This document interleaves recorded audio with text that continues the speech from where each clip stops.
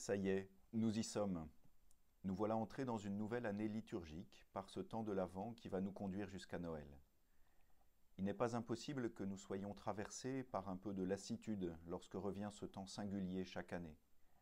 Mais l'enjeu est de l'habiter, de le recevoir comme un moment privilégié pour donner à l'Esprit Saint de nous disposer à célébrer dans la joie la nativité de Jésus. Attendre, veiller, dissiper les ténèbres, voilà autant d'attitudes qui nous sont proposées pour nous préparer, avec toute l'Église, à raviver l'espérance que nous avons dans la venue du Sauveur. Une venue qu'on ne saurait réduire à la commémoration d'un événement passé, car oui, nous sommes tendus vers une autre rencontre, une autre venue qui est en avant de nous. La foi, dit le pape François, c'est la mémoire de l'avenir. La venue du Christ dans l'histoire, son incarnation, est une venue transformante pour nous aujourd'hui. Si nous avons parfois un peu de nostalgie à l'évocation de Noël, la liturgie de l'Église nous invite à un acte de mémoire de cet événement décisif de l'incarnation, tout en reconnaissant que la nativité affecte toute l'histoire. Nous cherchons à vivre de cette nouveauté radicale où Dieu se révèle, non plus comme semblant se tenir à distance, mais en venant partager notre vie. À Noël, Dieu assume notre nature humaine en vue de nous associer à sa vie divine et il se donne à voir.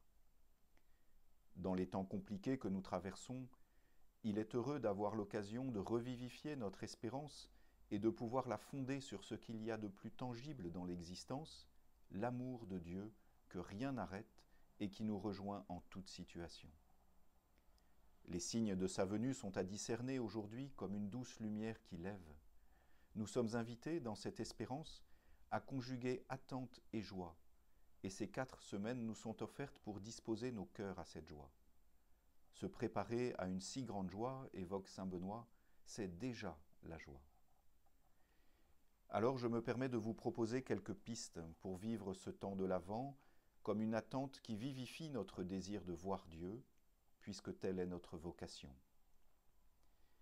Il peut être profitable de remettre au cœur de nos journées la méditation de la parole de Dieu.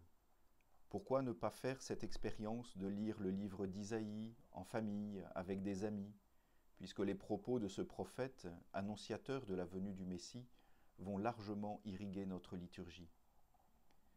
Ce peut être aussi la figure de Jean-Baptiste qui pourra nourrir notre prière. Il a reçu de Dieu cette mission de désigner, d'annoncer celui qui vient comme le Messie. Il pourra nous aider, sans doute, à nous poser cette question décisive. Qu'est-ce que j'attends aujourd'hui dans ma vie? Qu'est-ce que j'attends qui dépende de Dieu? Prenez le temps de cette question toute simple, seule ou avec d'autres. Enfin, je vous propose une attitude plus missionnaire. Il arrive que nous nous désolions de voir trop peu de monde partager la foi en ce Dieu qui s'abaisse jusqu'à venir au milieu de nous, hommes parmi les hommes. Mais je vous renvoie la question. Qui porte aujourd'hui l'annonce de cette bonne nouvelle du Sauveur qui vient? À qui allons-nous témoigner de cette annonce vertigineuse que, pour Dieu, l'homme vaut le détour?